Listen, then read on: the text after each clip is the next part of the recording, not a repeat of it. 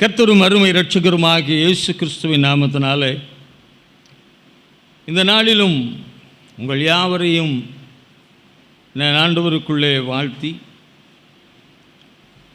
மிக ஒரு முக்கியமான ஒரு காரியத்தை இந்த நாளிலே உங்களோடு கூட ஆண்டவருக்குள்ளே பேசும்படியாக நான் ரொம்ப ஆசைப்படுறேன்.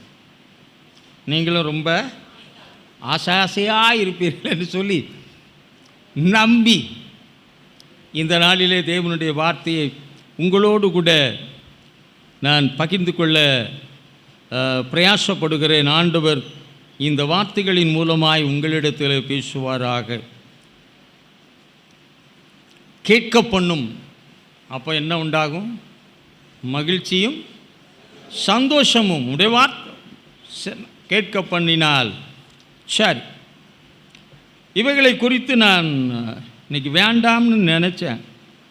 ஆனால் டமால்னு குண்டை போட்ட மாதிரி உலர்ந்த எலும்புகள் உயிர் பெறுமா என்ற தலைப்பிலும் தேவனுடைய வார்த்தை. அந்த எலும்புக்கு என்ன கேட்டுச்சு? வார்த்தை கேட்டுச்சு. எலும்பு உள்ளவன் தான் பேசுனா, ஆனால் எலும்புள்ளவன் பேசுனா அங்கே எலும்பாக காஞ்சி போய் கிடக்கு. இது எப்படி இருக்குது?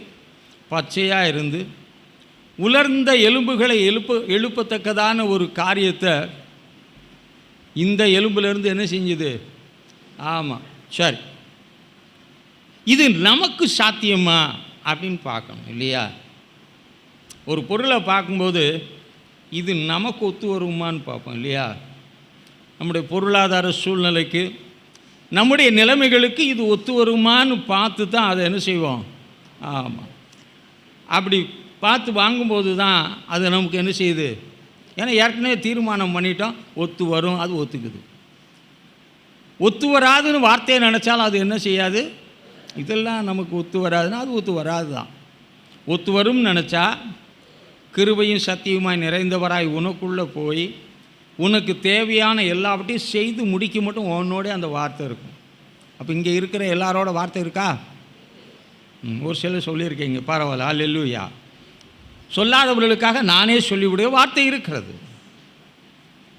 ஆகவே இந்த வார்த்தையை குறித்து நான் இந்த நாளிலே பேச நான் முற்படும்போது ஒரு வசனம் காலை வேளையில் புறப்பட்டு வரும் முன்னாடி எபேசியருக்கு எழுத நிருபம் 5ஆம் அதிகாரம் 30ஆம் வசனம், இது நமக்கு ஒத்து வருமாயா?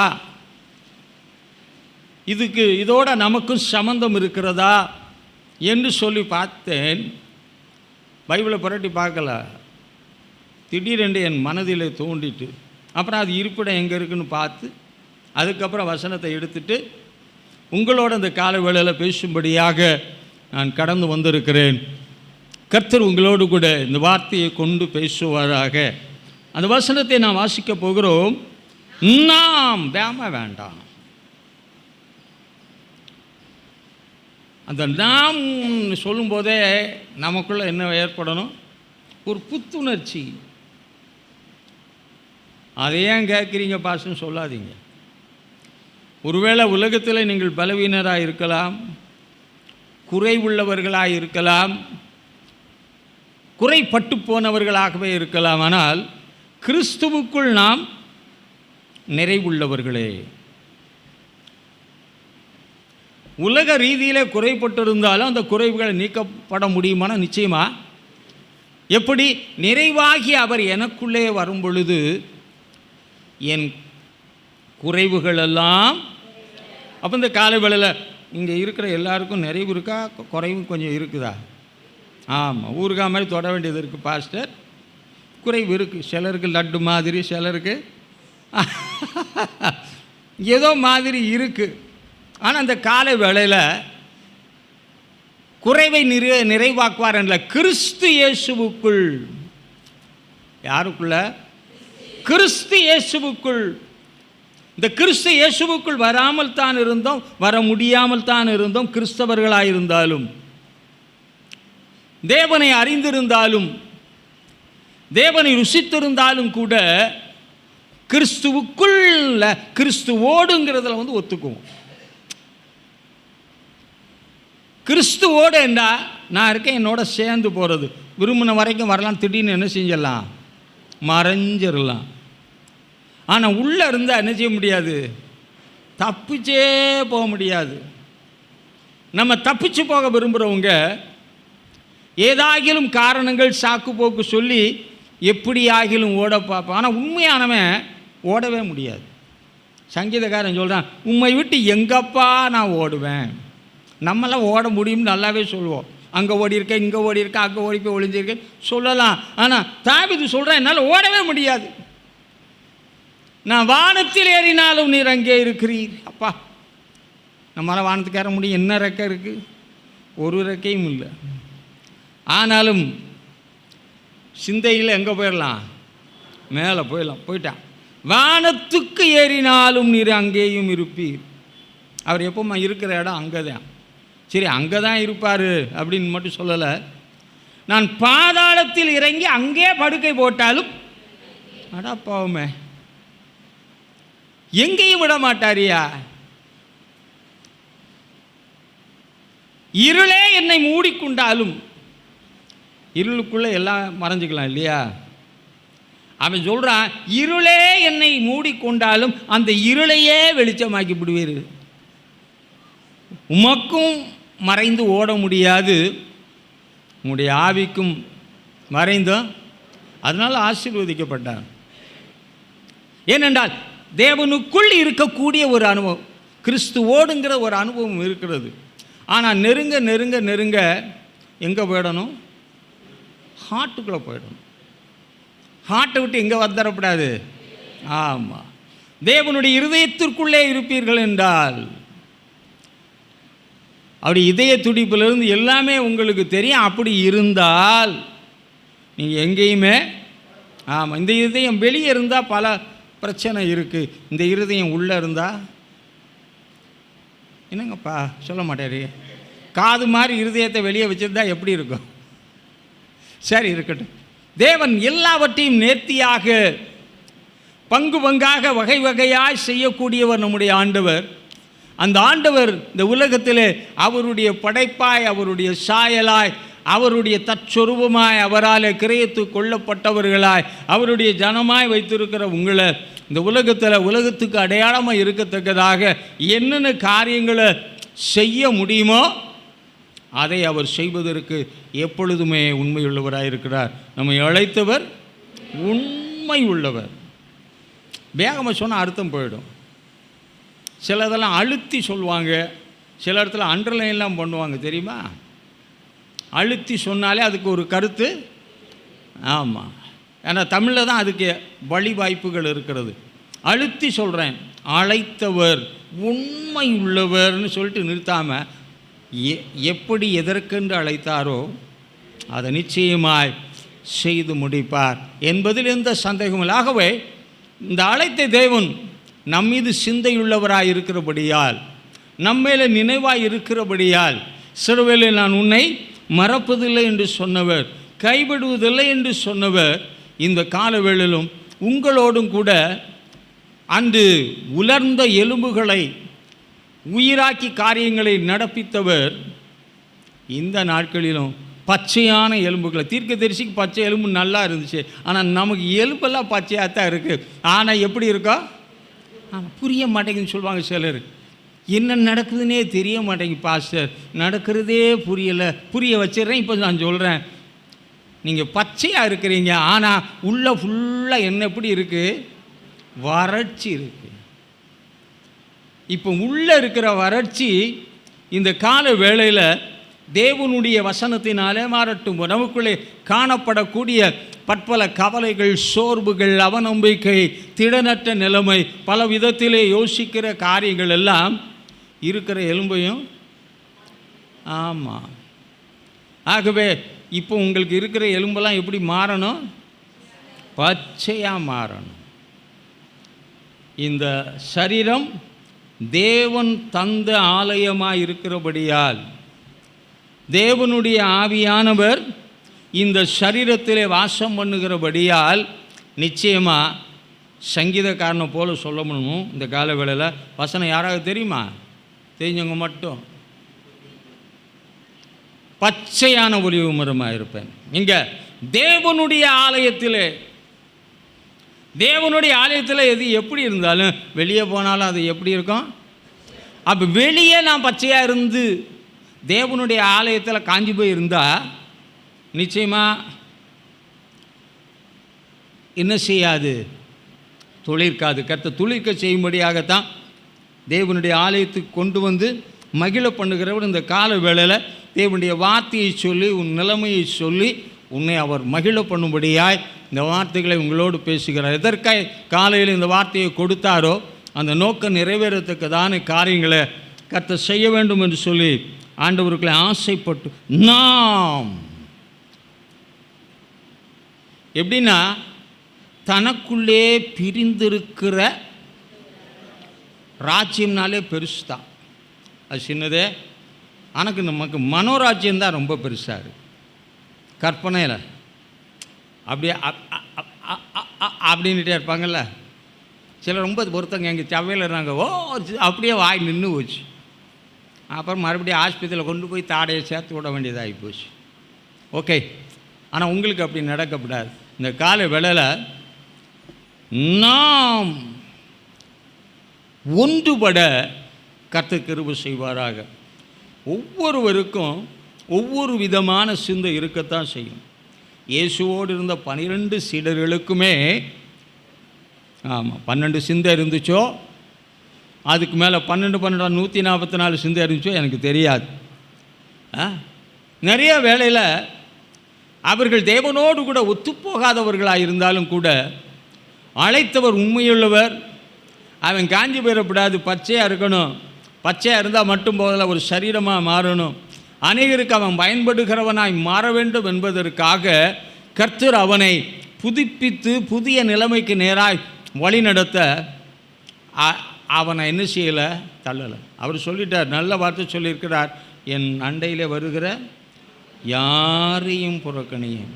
எப்படிப்பட்டவரான் எந்த பாவியாக இருந்தாலும் சரி, அவரிடத்தில் அடைக்கலமாய் வந்த உனக்கு பலன் போடலை, நிறைவான பலனை தேவன் தருவதாக சொல்லியிருக்கிறார். ஆகவே அவரிடத்தில் அடைக்கலமாய் இந்த கால வேளையிலே வந்திருந்தால் நாம் பிரிந்திருக்கிற எண்ணம் உடையவர்களாக இல்லாதபடி, நம்ம மனதில் பலவிதமான எண்ணங்கள் இருந்தாலும் தேவ சமூகத்தில் கூட்டப்படும் பொழுது நாம் இணைக்கப்பட வேண்டிய இணைப்பை கர்த்தர் ஏற்படுத்துகிறார்.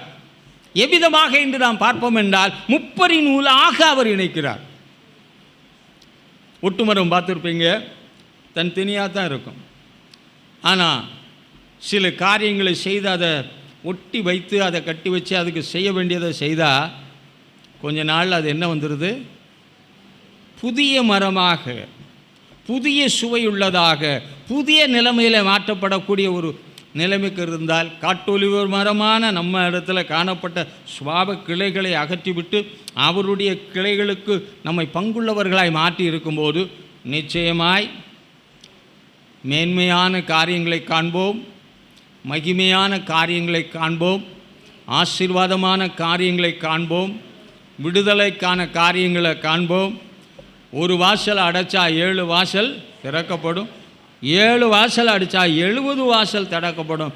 எத்தனை அடைச்சாலும் அதுக்கேற்ற மாதிரி வாசலை திறந்து கொண்டே போகிறவர், ஒருவரும் பூட்டக்கூடாதபடி திறக்கிறவர்.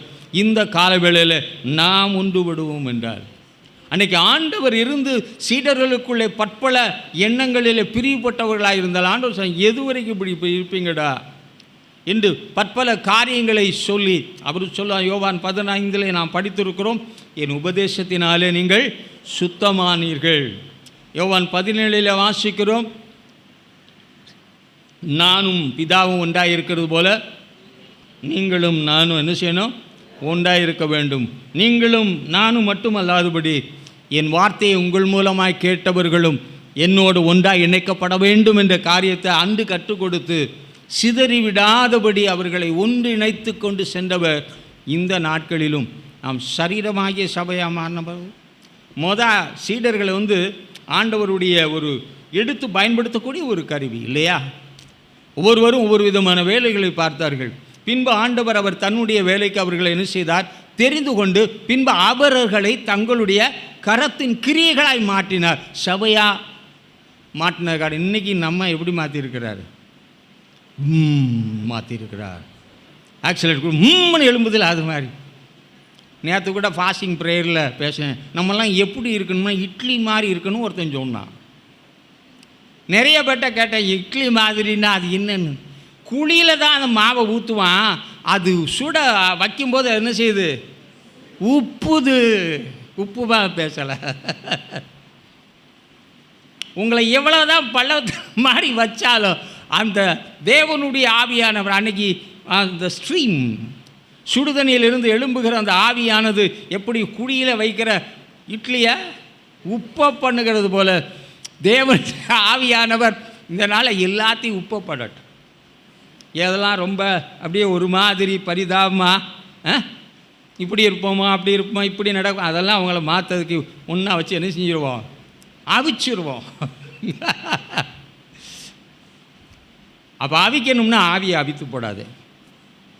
உனக்குள் எழும்புகிற அந்த ஆவியை அனல் மூட்டி நீ எழுப்புவாய் என்றால் நிச்சயமாக கீழாக்காமல் மேலாக்குகிறவர், வாலாக்காமல் தலையாக்குகிறவர், ஏற்ற காலத்திலே உயர்த்துகிறவர், அவருடைய பலத்த கரத்தில் அடங்கி இருக்கும் பொழுது அந்த கரத்தின் கிரியைகளை உன் மூலமாக நிச்சயமாய் வெளிப்படுத்துவார். நிச்சயமாகவே நல்ல முடிவு உண்டு.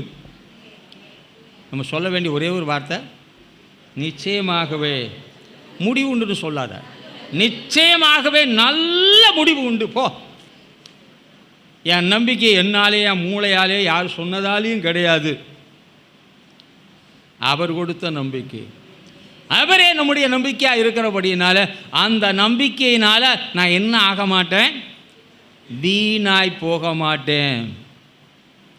எல்லாருக்கும் முன்பதாக கர்த்தர் நிச்சயமாக என்னை உயர்த்துவார். சத்துருக்களுக்கு முன்பதாக பந்தியை ஆயத்தப்படுத்துவார். என் தலையை எண்ணெயினால் அபிஷேகம் பண்ணுவார். என் பாத்திரம் நிரம்பி வழியும். என் ஜீவனுள்ள நாளெல்லாம் நன்மையும் கிருபையும் என்னை தொடரும்.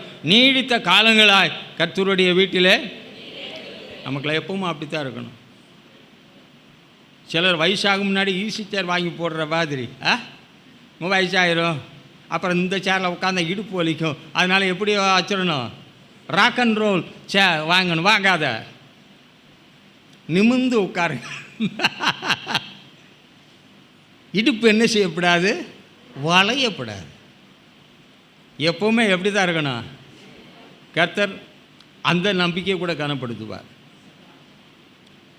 அப்படி எதிர்பார்த்தா மோசே இறுதி வரைக்கும் பலன் இருந்துச்சா இல்லையாங்க? யாரெல்லாம் அதை அப்படி நம்பி போனாங்களோ அவர்களுக்கு இறுதி வரைக்கும் சொன்னாங்க. இப்போவும் நாங்கள் எகிப்திலே புறப்படும் பொழுது எங்களுக்கு எந்த விதத்திலே பலன் இருந்ததோ அது இன்றைக்கும் நடைப்பயணம் காலப்பயணம் இடையிலே சந்தித்த எத்தனையோ போராட்டங்கள் எவைகளாக இருந்தாலும் கூட அந்த பயணமே கடினமான பயணமாக இருந்தாலும் அந்த பயணத்தில் போன இவர்களுக்கு மட்டும் நீ தேவனுக்கென்று வாழ்ந்தவனை வித்தியாசப்படுத்தி காட்டுவார். கூட்டத்தோட கூட்டமாக இருந்தால் நீ என்ன செய்யணும், கூட்டத்தோட கூட்டமாக போகலாம். அவங்க போனால் அவங்களோட நீங்கள் போயிட்டே இருக்கலாம். அவங்க வந்தால் நீங்கள் அவங்களோட வந்துகிட்டே இருப்பீங்க. அவங்க பொறுத்துக்கு இருந்தால் அவங்க குதிச்சா ஏன்னா அவங்களோட தான் இருக்கிறீங்க. ஆனால் அதற்கு மாறாக தேவன் நியமித்த விதத்தில், தேவன் நியமித்த பாதையில், தேவன் கொடுத்த ஆலோசனையில், தேவன் கொடுத்த புதிய கிருபையில், தேவன் கொடுத்த அந்த நல்ல பலத்தினாலே, அந்த அழைப்பினாலே, அந்த தெரிந்து கொள்ளுதலினாலே, அவரோடு காணப்படுகிற அந்த காரியங்களினாலே நீ செயல்படுத்துவாய் என்றால் சகலத்தையும் புதிதாக்குகிறவர்.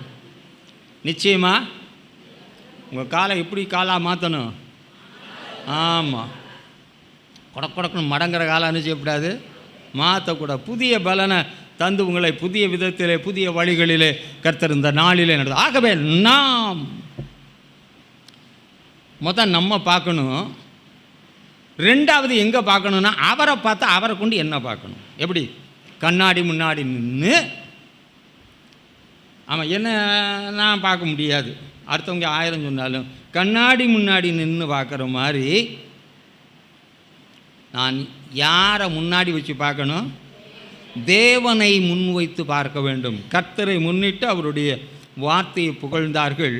கர்த்தர் அந்த வார்த்தைகளுக்கு அப்போஸ்தலர் 4ஆம் அதிகாரத்தில் இருக்குது, 4-5 நினைக்கிறேன், அதற்கு சாட்சியாக கர்த்தர் அற்புதங்களையும் அடையாளங்களையும் செய்தார். எதிர்ப்புகள் பல இருந்தன, போராட்டங்கள் பல இருந்தன, செயல்படுத்த முடியாத பற்பல நிலைகள் இருந்தாலும் கர்த்தரை முன்னிட்டு, அதனால தான் தாவீது சொல்லுவான், கர்த்தரை முன்னிட்டு அவருடைய வார்த்தையை நான் புகழுவேன்.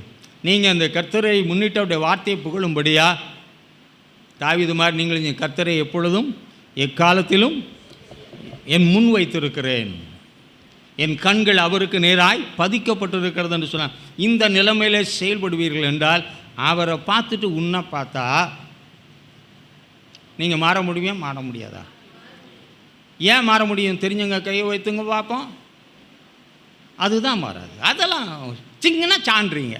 அவரை நோக்கி பிரகாசம் அடைந்தார்கள். யாரை நோக்கி பார்த்து? நீங்கள் எவரை பார்த்துக்கிட்டு இருக்கீங்க? பார்த்தீங்கன்னா சந்தோஷம்தான். சர்ச்சில் வந்தால் தேவன், அப்புறம் சாச்சா விட்டு தான்னா தேவர்கள் என்று சொல்லக்கூடிய பல தேவர்களை பார்ப்போம். இந்த தேவனை நோக்கி பார்த்தால் உன் முகம் பிரகாசம் அடையும். ஒரு நாளும் நீ என்ன செய்ய மாட்டாய்? இந்த ஏழையாகிய நீ கர்த்தரை நோக்கி கூப்பிடுவாய், கர்த்தர் கேட்டு சகல இடுக்கண்களுக்கும் உன்னை நீங்களாக்கி ரட்சித்து நிச்சயமாய் உன்னை ஆசீர்வதிப்பார். ஆகவே நாம் என்னதான் இருந்தாலும் அவரவருக்கு நாம் யாருன்னு தெரியும். வெளியே மற்றவங்க நம்மளை பார்க்குறதுக்கும் நம்ம பார்க்குறதுக்கும் நம்ம பந்தா பேர் வழியே வெட்டி பேர் வழியே என்ன பேர் வழியே நமக்கு தெரியும். ஆனால் வெளியே வந்து காட்டும்போது பந்தாவை காட்டினா, அதனால தான் நாம் அங்கே சொல்கிறார், ரொம்ப அழகாக இருக்குது. நாம் அவருடைய சரீரத்தின் அவயவங்கள். நம்ம எப்படி பார்க்கணும்? நிறைய பேர் சொல்கிறேன், என் கை வீக்கு, என் காலு வீக்கு, என் காது வீக்கு, சிலருக்கு வயிறும் வீக்கு, ஹார்ட்டும் வீக்கு, நரம்பும் வீக்கு, என்னுடைய சிந்தையும் வீக்கு வீக்கு வீக்கு வீக்கு சொல்லி வீச்சு வீச்சு வீச்சு வீச்சுன்னு போயிடுது. இட்லி மாதிரி உப்புங்க,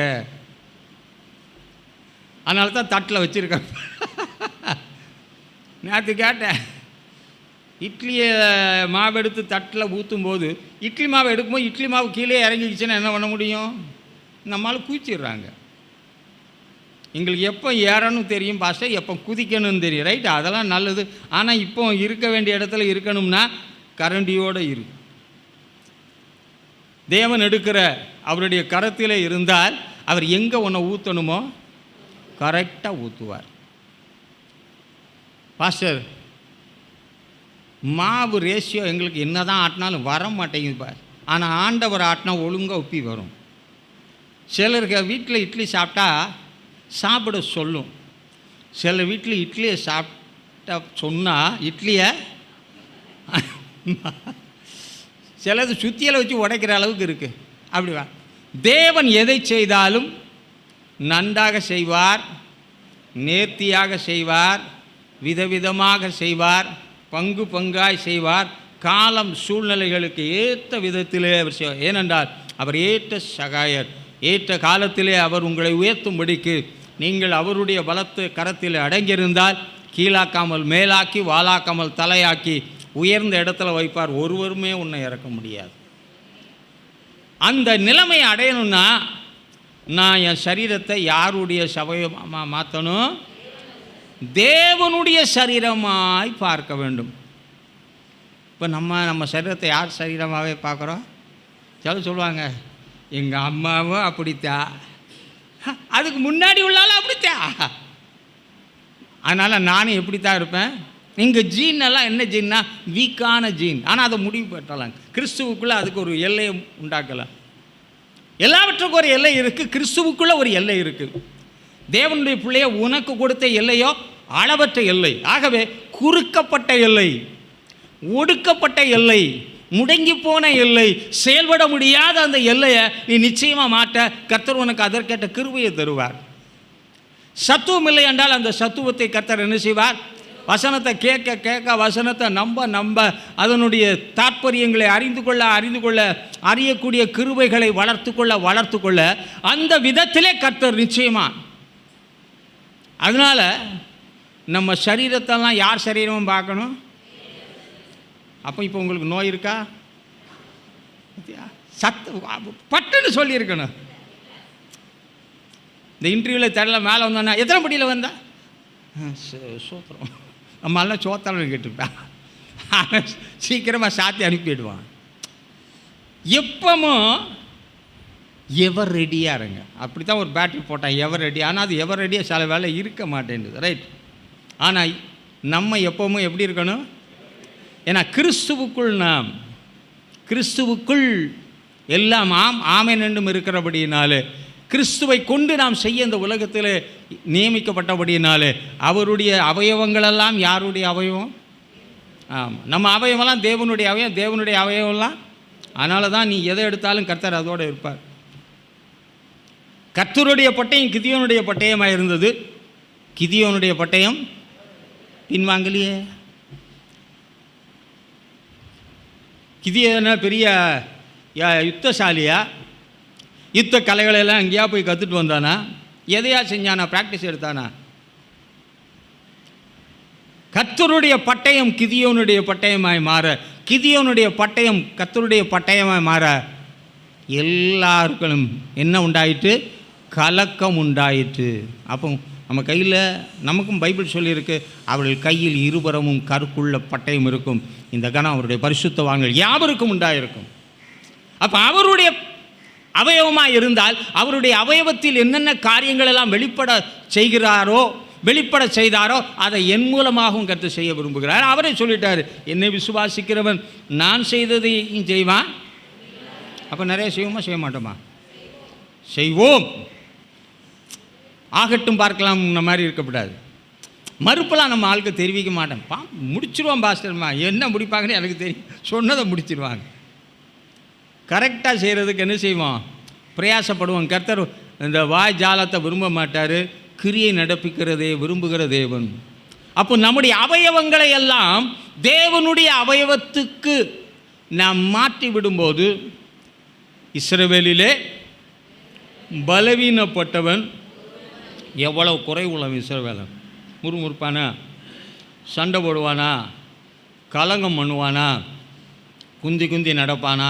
எம்புடு சேட்டை வேணுமா அம்புடு சேட்டையும் திடீர்னு தேவன்பா, அப்புறம் இன்னொன்று மாற்றி செய்கிறான். அவனே பலவீனப்படலைங்க. நம்ம கொஞ்சம் பெட்டராக இருக்க மாட்டோம்? அவனை காட்டிலும் we are better are much more better அப்படின்னு வராது. அடுக்கிட்டு போனால் வராது சிலருக்கு. சரி, இருக்கட்டும். இப்போ நம்ம எதில் இருக்கோம்?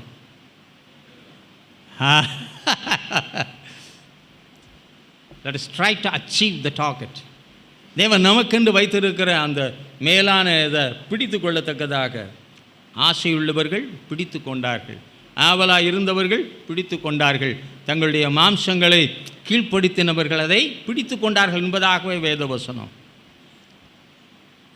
அதில் ரொம்ப சந்தோஷம். ஒரு வசனம் சொன்னால் அது ஆப்போசில் படித்த மாதிரியே ஞாபகம். ஆனால் அது வேறு இடத்துல கரெக்டாக சொன்னாப்புல. கர்த்தரை ஆசீர்வதிக்கட்டும். போன வாரம் பேசும்போது கூட தேவன் மழையாய், அது சங்கீதத்தில் தான் வருது, மழையை வர்ஷிக்க பண்ணி அதன் வரப்புகள் தனியத்தக்கதாக சொல்லும்போது அது ஒரு சின்ன தவறு நிகழ்ந்து விட்டது. ஆமாம், நான் நட்டேன், அப்போல்லோ நீர்ப்பாய்ச்சினா தேவனோ விளைய செய்தார். சரி, தேவன் விளைய செய்கிறார்ல, நடவும் இல்லை விதைக்கும்னா அவர் எப்படி விளைய செய்வார்? நான் நடணும், ரைட், இருக்கட்டும். இருந்தால் நான் அதை ஒரு லாஜிக் பேச வரலை.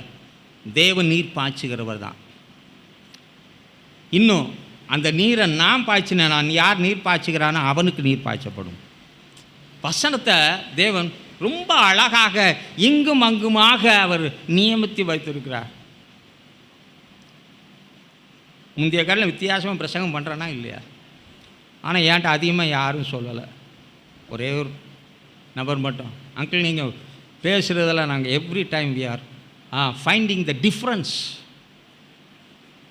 எங்கள் மைண்டில் ஒன்று வாட் இஸ் நெக்ஸ்ட் அப்படிங்கிற ஒரு ஃபீலிங் எங்களுக்கு வருது. அது ரொம்ப சந்தோஷமாக இருந்துச்சு எனக்கு. எப்பண்டா முடிப்பான்னு உட்காந்துருக்கிற காட்டில் அடுத்து நீங்கள் என்ன சொல்ல போகிறீங்க? தேவையானது நிச்சயமாக சொல்வேன். எடுபடாத நான் நல்ல பங்கு குறித்து நிச்சயமாக சொல்வேன். ஆகவே இந்த காலவேளையில் சொல்கிறேன், உலர்ந்த எலும்பு மாறுறதுக்கு அந்த எலும்புக்கும் மட்டும் இல்லை, இந்த எலும்புக்கும். ஆமாம், ஸ்தோத்திரம். ஆகவே என் எலும்புகளெல்லாம் எப்படி மாறும்? புஷ்டியாய் மாறும். அவரே எலும்புகளை நினமுள்ளதாக்குவார். அவருடைய வார்த்தைகளை என் எலும்புக்குள்ளே ஊடுருவச் செய்தேன். இருதயம் இப்படி மாறும், எலும்பு மாறாது. அதனால் எதுக்குள்ளே தள்ளிடுங்க. ஆமாம், இந்த காலை வேளையில் அந்த எலும்புகளுக்குள்ளே அந்த வார்த்தை இருக்கும் என்றால் நிறைய காரியங்கள் இருக்குன்னு அதை நான் படித்து பார்க்கும்போது மிகவும் ஆச்சரியமாக இருந்தது. ஆகவே இந்த நிலைமை இருக்கும் என்றால் அங்கே இந்த வசனத்தை எனக்கு பார்க்கும்போது நாம் அவர் சரீரத்தின் அவயவங்கள், சரத்தில் இருக்கிற எல்லா அவயவம் பயன்படுதா?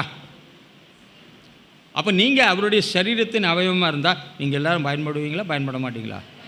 பாட்டியாக இருந்தாலும் பயன்படணும். நான் பாட்டின்ட்டா ஆண்டவரால் எதுவுமே, அப்புறம் பாட்டி அப்புறம் பூட்டி. பாட்டின்னு சொல்லிட்டிங்கன்னா அடுத்தாவில் ஆண்டவர் என்ன செய்ய வேண்டியதாகிடுச்சு. ஆண்டவரே சொல்கிறார், முதிர் வயதுன்னு சொல்லாதன்னு சொன்னார். நான் முதிர்ந்தவன் ஆனேன்னா சரி சாப்டர் நீயே முடிச்சுக்கின்றார். யார் சொன்னான்னு தெரியும்னு நினைக்கிறேன். ரைட், சொல்லாது வயசாகிடுச்சுன்னு சொல்ல. சிலர் நிறைய பேர் எனக்கும் சொல்லுவாங்க, நீங்கள் கொஞ்சம் வயசாகுதுன்னு கொஞ்சம் நினச்சிங்க, நீங்கள் செய்கிற காரியம்லாம் ரொம்ப மோசமாக இருக்குது. நமக்கு வயசு எப்போவுமே என்ன செஞ்சுட்டே போகுமா? பெரிய விஞ்ஞான கண்டுபிடிப்பில் கண்டுபிடிச்சி சொல்லுவாங்க, பரவாயில்ல. அவங்க விஞ்ஞான கண்டுபிடிப்பில் கண்டுபிடிக்கட்டும். நம்ம வேத கண்டுபிடிப்பில் என்ன செய்வோம்? விஞ்ஞானத்தையே என்ன செய்யணும்?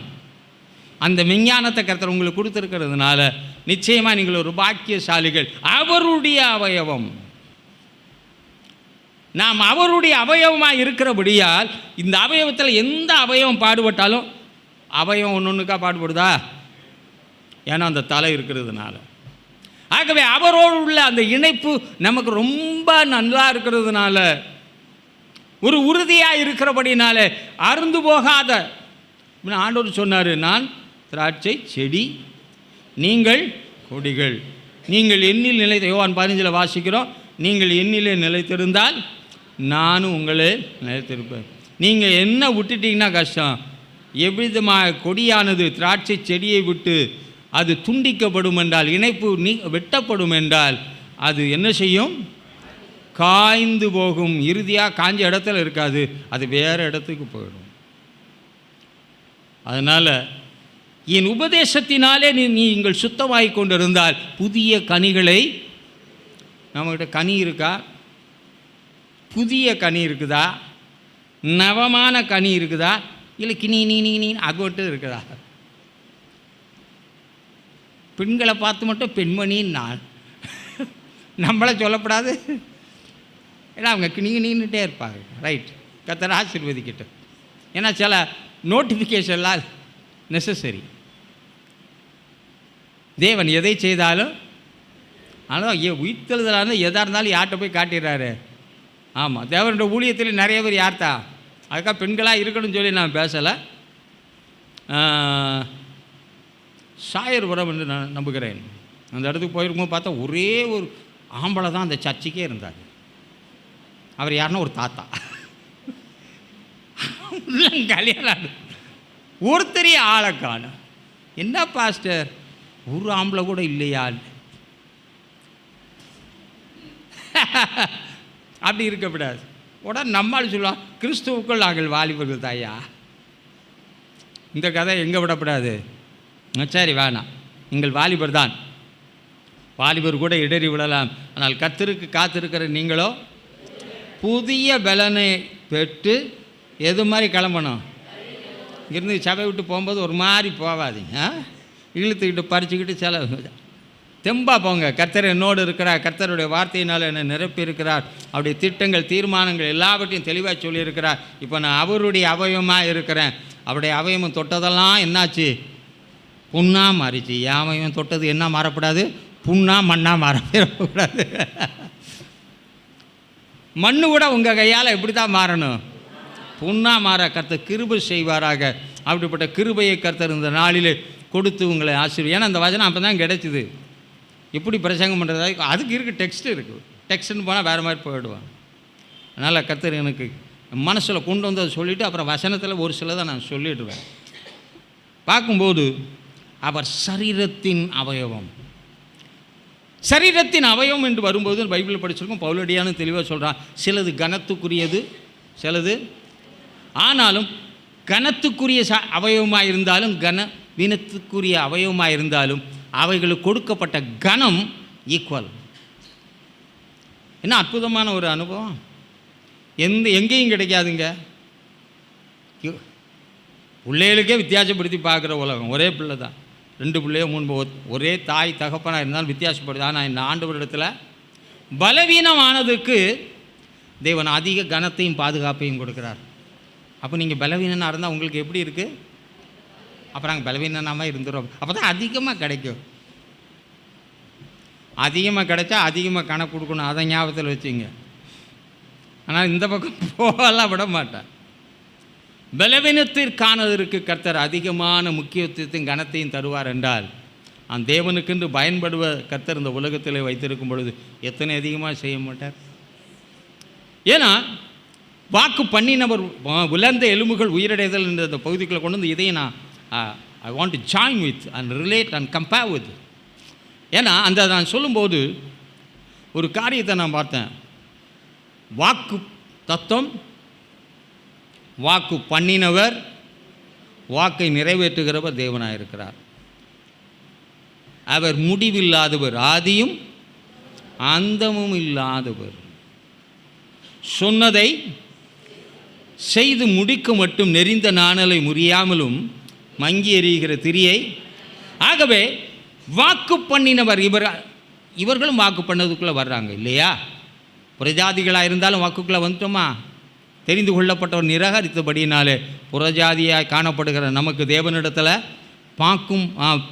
பங்கும் சுதந்திரமும் நமக்கு கிடைத்திருக்கிறது.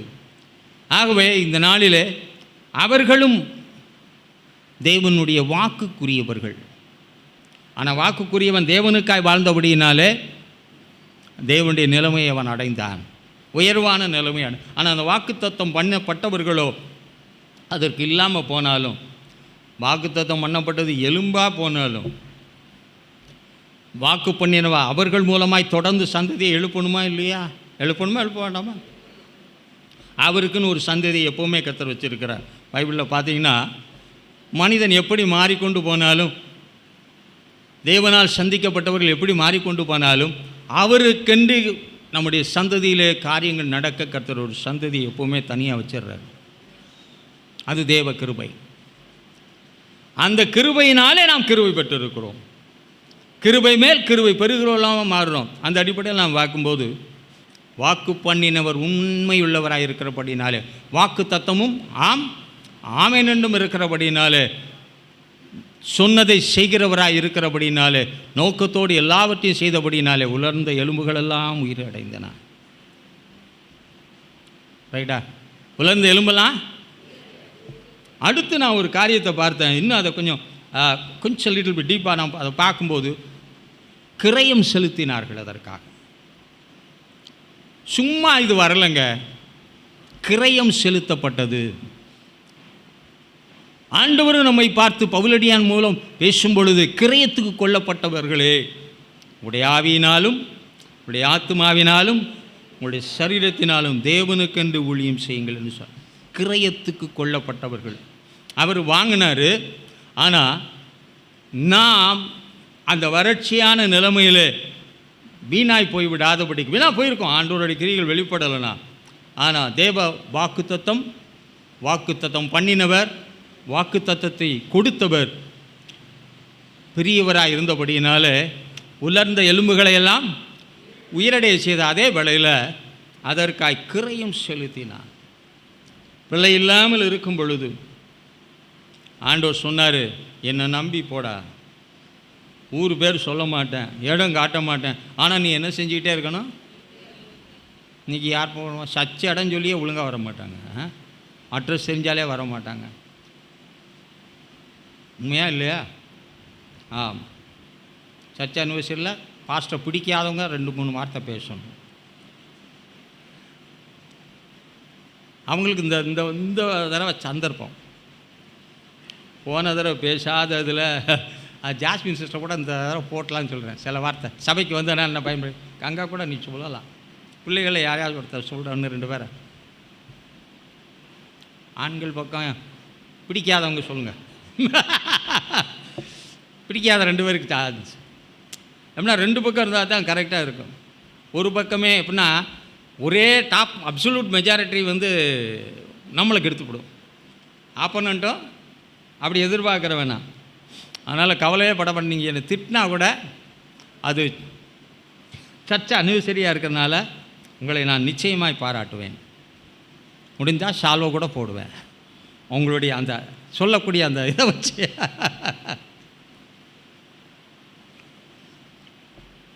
ஏன்னா போன தடவை அந்த நான் சான்ஸ் தரல. அப்போது கிரயம் செலுத்தினபடியினால் தேவன் நாம் செலுத்தின கிரயங்களை ஒரு நாளும் மறக்கிறது இல்லை. ஆண்டவரே சொல்லி என் நாமத்தின் நிமித்தம் என் நிமித்தம் லீஸ்ட் ஸ்டார்ட் இதை கப் ஆஃப் வாட்டர், ஒரு கலசம் தண்ணீரிலிருந்து பெரிய காரியங்கள் வரைக்கும் அவர் சொல்லியிருக்கிறார். அன்னைக்கு தண்ணீர் ரொம்ப ஒன்றும் கவலையே பட வேணாம். இன்றைக்கி தண்ணீர்னா ஆமாம், வெளி தேசங்களில் போனால் தண்ணி மட்டும் இலவசமாக தரமாட்டான். கொக்கோ கோலா எது வேணாலும் கொடுப்பான், தண்ணி தரமாட்டான். நான் தண்ணிக்கு விலை அதிகம். ஒரு கலசம் தண்ணீர் கொடுத்தால் கூட தேவனுடைய நாமத்தின் நிமித்தம் அவருக்காக அவருடைய நாமத்துக்கு மகிமை உண்டாகும்படியான காரியங்களை செய்யும்படியாக நான் ஒன்று கொடுத்தா கூட, ஒன்றை விட்டால் கூட பூமியில் 100 பலனை தருவேன் என்று சொல்லியிருக்கிறார். கிரயத்தின் மூலமாக எவ்வளவு அலைஞ்சான் ஆபிரகாம், எவ்வளவு பிரச்சனைகள் வழியாக கடந்து போனான். ஒவ்வொரு பரிசுத்தவான்கள் செலுத்தின கிரயங்கள் எல்லாம் இருக்கிற. சிலர் இரத்த கிரயத்தை கொடுத்தார்கள், சிலர் தங்களுக்கு உண்டானதை கொடுத்தார்கள். தங்களுடைய வாழ்நாளை தங்களுக்கு தேவன் கொடுத்த பெரிய ஸ்லாக்கியங்களெல்லாம் பவுல் சொல்லும் பொழுது தேவனை ஆதாயப்படுத்தும்படியாய் சகலத்தையும் நஷ்டமும். அன்னைக்கு கோடீஸ்வரையா, கப்பல்களுக்கு சொந்தக்காரன், உயர்ந்த படிப்பு படித்தவன், உயர்ந்த ஞானம் உள்ளவன், எல்லாவற்றையும் அற்பமும் குப்பையும் என்று எண்ணி தேவனுக்கு என்று தள்ளினபடினால தான் அவன் ஒருத்தனுக்கு மட்டும் ஒரு ஆப்ஷன். நீ எப்போ வேணாலும் மேலே வந்துடலாம், எப்போ வேணாலும் கீழே இருந்துக்கலாம். ஆனால் நமக்கு அப்படி ஒரு ஆப்ஷன் கொடுத்தா பவுல மாதிரி செய்ய போகும்போது டப்புன்னு முதல்லே போயிடுவோம். அவன் அந்த பாதை வழியாக கடந்து நான் போகட்டும் ரெடின்ட்டான். அப்படிப்பட்ட கிரயத்தை செலுத்தி இருந்தபடியினால ஊழியத்தில் பவுலை போல் யாருமே முன்பின் பார்க்கவே முடியாதுங்க. அவன் ஒருத்தன் தான் தைரியமாக சொன்னான், நீங்கள் எங்கே 2 பேர் கொண்டாலும் என் ஆவி அங்கே இருக்கும். ஆண்டவர் மாதிரி அவனுடைய ஊழியத்தின் பாட்டெல்லாம் பார்த்தீங்கன்னா துவக்கத்தில் எங்கே ஆரம்பித்தாலும் அங்கே தான் முடிப்பான். அவன் செய்கிற எல்லா ஒரு காரியத்திலையும் அவனுடைய நெருக்கம் இருக்கும். மறந்துடாதீங்க, ஒவ்வொரு காரியத்தையும் ஞாபகமூட்டி பேசினான் தெரியுமா. ஆகவே தான் ஊழியத்திலே பவுலுடைய ஊழியத்தை எவராலையும் அடிக்கவே முடியாது. எங்கே இருந்தாலும் நாங்கள் அப்போ எந்த அளவுக்கு அவன் ஜனங்கள் மேலே சிந்தை உள்ளவனாக இருந்திருப்பான், ஜனங்களுக்காய் பாரப்பட்டு இருப்பான், ஜனங்களுக்காக ஜெபம் பண்ணியிருப்பான். ஏவுகிற ஆவியானவர், அன்பு ஆவியானவர், நாம் ஒரு ஊழியத்தை பெற்றிருக்கும் பொழுது, தேவன் நமக்குன்னு ஒன்று கொடுத்துருக்கும் பொழுது, அவைகள் தேவனுக்கு முன்பதாக நிலைக்க வேண்டும் என்று விரும்பும் பொழுது அது நிலைக்கும்படியாக கர்த்தர் ஆவியிலே நம்மை எழுப்புகிறார். நம்ம சரீரம் சில வேளையில் களைத்து இருக்கலாம், முடியாது இருக்கலாம். ஆனால் தேவன் சில காரியங்களை சில சூழ்நிலை செய்ய வேண்டும் என்று இருக்கும் பொழுது நம்ம எழுப்பார். சிலர் படுத்து தூங்கிடுவாங்க. எல்லாம் அறிந்த நீரே, எல்லாவற்றுக்கும் எல்லாமா இருந்து எனக்காக நீர் என்ன செய்யணும், யுத்தத்தை செஞ்சு காரியத்தை முடிச்சிடணும். பலனை மட்டும் யார்கிட்ட கொடுத்துடணும். ஆமாம், அதில் கரெக்டாக இருப்போம் பாஸ்டர், ரைட். நம்மை தட்டி எழுப்புகிறார், ஏவுகிறார், உணர்த்துகிறார். நீங்கள் மட்டும் உணர்வுள்ளராக அப்படி இருந்து தேவனுக்கு சென்சிட்டிவாக இருந்தீங்கன்னா அவர் உன்னோட பேசிக்கொண்டே இருப்பார். ஏன்னா நித்தமும் பேசுகிறவர், நித்தமும் ஆலோசனை தருகிறவர், ராக்காலத்திலே நம்மோடு செயல்படுகிறவர், நிச்சயமாக செயல்படுவார். ஆனால் நாம் எப்படி சூலமத்தியா மாதிரி தட்டினாலும் தட்டுறது யாருன்னு தெரியும், பேசாமல் படுத்துக்குவோம். இதயத்தின் வாசலை ஆண்டவர் தட்டுறாரு, நான் தட்டுறதுக்கும் அவர் தட்டுறதுக்கும் வித்தியாசம் இருக்குது. நம்ம வீட்டையே ஒவ்வொருத்தரும் நம்ம வீட்டாலே ஒவ்வொரு மாதிரி தட்டுவாங்க. அதில் தெரிஞ்சுக்கும், சரி வந்திருக்குப்பா அப்படின்னு. தட்டுகிற தேவன் தட்டத்தான் செய்கிறாரு. ஆனால் இதே கதவு திறக்குதான்னா இன்னும் 2 பூட்டு போட்டுரும். தட்டிக்கிட்டு என்ன செஞ்சிடக்கூடாது, முந்தி உள்ள இதில் கதவுல நீங்கள் பார்ப்பீங்கன்னா ஒரு பட்டை ஒன்று போட்டிருப்பாங்க, பார்த்துருப்பீங்களா? சில இதில் 2 கதவுல 2 பட்டை போட்டிருக்கும். கதவே அவ்வளோ ஈஸியாக திறக்க முடியாது பூட்டை. அதில் 2 பட்டை போட்டு அதில் குறுக்கு பட்டை, இதில் ஒரு திருப்பு அதில் ஒரு திருப்பு. சுவர் அசைச்சாத்தா எது வரும்? அதை காட்டிலும் நம்முடைய பைபிளில் ஒன்று இருக்குது. அது கோட்டை வாசலை காட்டிலும் அந்த தாழ்பால் அப்படி வாசல்லாம் வச்சுருக்காங்க. சரி, இந்த கால வேளையில் திறந்துருங்க. தேவன் தட்டும்போது திறந்தால் அது ஆசீர்வாதம். தட்டும்போது மூடிட்டிங்கன்னா அப்புறம் அவர் போயிடுவார். அவர் கையை காலை காட்டி பார்த்தார், ஒன்றும் வேலைக்கு. அப்புறம் வெளியே வா, அப்புறம் தேடி போகிற, அடி வாங்க. அப்புறம் கதறினே வச்சேன், எங்கே போனார்? வச்சு போடணும் 4 போஸ். வேண்டாம், இது கிருபையின் காலம். உங்களை யாரையும் ஒன்றும் செய்ய மாட்டார், ஒன்றும் செய்ய மாட்டார். நித்திய கிருபையோடு அந்த கிருபையின் வாசல் அடையக்கூடிய ஒரு சூழ்நிலைக்கு நேராக போய்கொண்டு இருக்கிறோம் என்பதை தயவுசெய்து மறந்துடாதீங்க. ஆகவே கிருபையை போக்கடி, பைபிள் சொல்லுது கிருபையை விருதாவாய் போக்கடிக்கிறவர்கள் என்று போட்டிருக்கு. கிருபையை போக்கடிக்கிறது வேறு, விருதாவாகவே போக்கடிக்கிறது அது அதுக்கு ஒரு தனி விளக்கம் கொடுக்கணும். இப்போ வேண்டாம். ஆகவே போக்கடிக்காதீங்க. கிருபையின் வாசல் திறந்துருக்கு.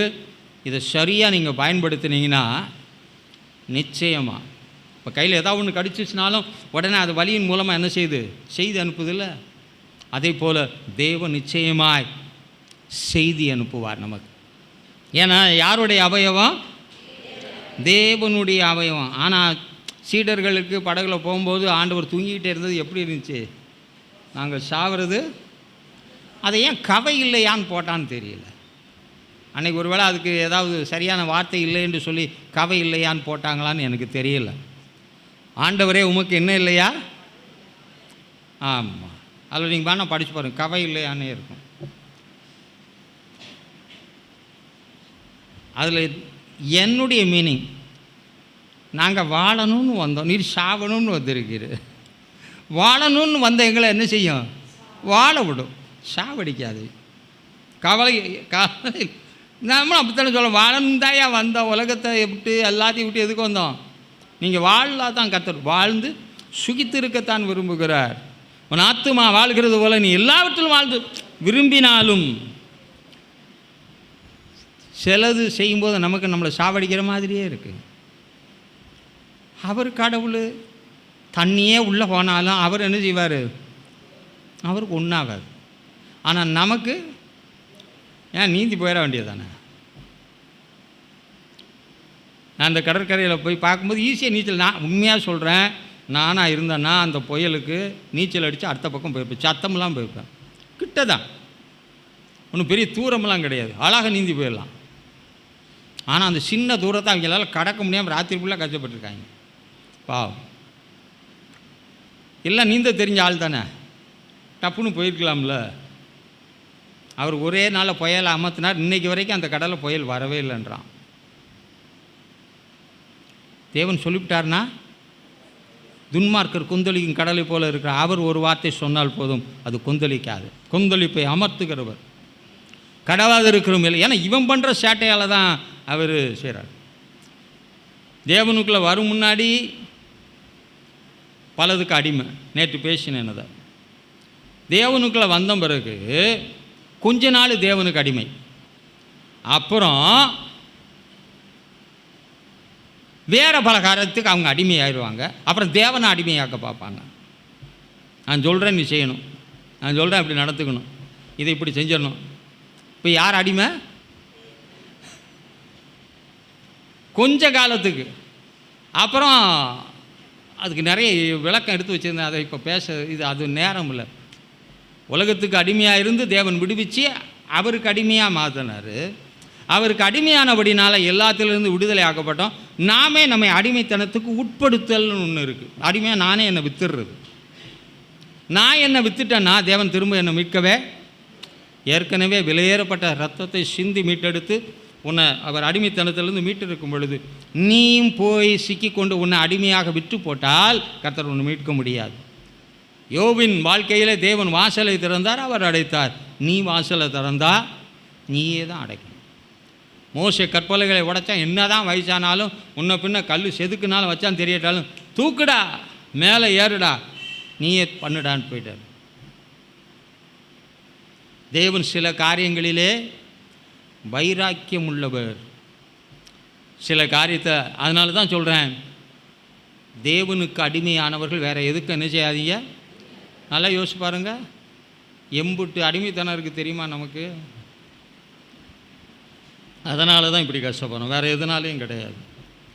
வேறு எதுக்கும் அடிமையாகனா எல்லாத்துக்கும் அடிமையாக, எதெல்லாம் அடிமையாகக்கூடாதுன்னு சொன்னாரோ அதுக்கெல்லாம் போய் தலையை விட்டுக்கிட்டு இருப்பாங்க. அப்புறம் ஒரு சின்ன ஜெபம் பண்ணி சோத்திரம் ஹல்லேலூயா அந்த காரியத்தை முடிச்சிருங்க. என்னத்தை எப்படி முடிக்கிறதுன்னு கேட்க, உனக்கு தான் தெளிவாக சொல்லியிருக்கேன். எப்படி நான் சொல்லியிருக்கா இல்லையாங்க? மீறி போனால் அவர் என்ன செய்வார்? சில இடத்துல போட்டுருமா, இது அபாயம் போகாதன் இருக்கு, போனால் என்ன ஆகும்? ஆமாம், எங்கள் வீட்டுக்கு முன்னாடி போகிற லைன் கிட்டத்தட்ட 11 kVயா 22 ஓகே 11 kV தானே பிரதர்? அதில் என்னுடைய கை படக்கூடிய ஒரு சூழ்நிலை, பொறிஞ்சு சாம்பலாக இருக்கணும், அப்படியே கருகி போயிருக்கணும். ஒன்றும் அவளை இன்றைக்கி நிற்கிறேன் பேசுகிறேன். கிருபையா, என் பையன் தண்ணியை தெரியாமல் அந்த ஹெச்டி லைனில் ஊற்றிட்டான், தூக்கி என் வீட்டமே அவனை தூக்கி ஒரு சொவுத்தோடு அடித்து, அதோட ட்ரிபிளி படித்தாலும் அதை வேண்டானே ஓடி போயிட்டான். எலக்ட்ரிக்கல் டிபார்ட்மெண்ட்டே எனக்கு வேண்டாம், அன்றைக்கி வாங்க நான் ஒரே அடி படித்த படிப்பே வேண்டான்ட்டான். சட்டிக்கிட்டு வச்சுருக்கேன், அதனால தான் வேலை இருக்கட்டும் ஓகே. ஒன்றும் இல்லாமல் போயிருக்க வேண்டும் தெரியுமா? எப்படியோ சத்துரு வெள்ளம் போல் வந்தாலும் கூட ஆவியானவர் கொடியேற்றினபடினால இப்பவும் இருக்கிறோம், இனியும் இருப்போம், இனிமேலும் இருப்போம். அவர் சொன்ன காரியங்கள் நிறைவேற்றி முடிக்கும் மட்டும் நெறிந்த நாணலாகி நம்மை நெரிக்க மாட்டார், மங்கி எறிகிற திரியாகிய நம்மை அணைக்கவே மாட்டார். அவருடைய சரீரம் அன்று வாக்குத்தத்தத்தின் சரீரம், அதற்காக கிரயம் செலுத்தினார் சில பரிசுத்தவான்கள், தேவனுக்கென்று வாழ்ந்தவர்கள். இன்றைக்கி இயேசு உனக்காய் கிரயம் செலுத்தி இருக்கிறார் அல்லவா? அந்த எல்லா கிரயங்களை காட்டிலும் மேலான கிரயம் இயேசு எனக்காய் கிரயம் செலுத்தினது. அந்த கிரயத்தில் கூட சில காரியங்கள் என்ன செய்தது என்றால் பலிக்காமல் போனது. ஆனால் இயேசு எனக்காய் கிரயம் செலுத்தியிருக்கிறபடினால அது பலிக்காமல் போவதில்லை, அது உண்மையில் பலிக்கும். தேவ நீதியே ஆமென், பலிக்கும், நிச்சயமாய் பலிக்கும், நிச்சயமாய் நல்ல முடிவுகளை தரும், மாற்றங்களை தரும், உயர்வுகளை தரும், மகிமையை தரும், மேன்மையை தரும், உன்னை பிரகாசிக்க செய்யும், உன்னை உயர்த்தும், எல்லாவற்றையும் உனக்கு கொடுக்கும். இழந்தவைகளை திரும்ப பெறவும் கர்த்தர் உதவி செய்ய முடியும். எனக்கு இந்த வசனத்தை படித்த போது அவ்வளோ ஆச்சரியமாக இருந்துச்சு. உங்களுக்கு எவ்வளோ ஆச்சரியமாக இருக்குன்னு தெரில. அந்த சரீரம்னு சொல்லிவிட்டு இந்த சரீரம் மண்ணுக்கு போகிறது இல்லையா? இந்த மண்ணுக்கு போகிறத விண்ணு கொத்த சாயலை அந்த பூமியிலே மாற்றிடுறார். மண்ணுக்கு போன பிறகு மண்ணான சரீரம் மண்ணுக்கு போகணும். ஆனால் இந்த மண்ணான சரீரம் மண்ணாக இருக்கும்போதே கர்த்தர் விண்ணின் சாயலை நமக்கு தரிப்பிக்கிறார். தெரியுமா என்ன மேன்மை? இதெல்லாம் அடைஞ்சால் நீங்கள் எப்படி இருப்பீங்க? ஜம்முன்னு குதிச்சிக்கிட்டே இருப்பீங்க.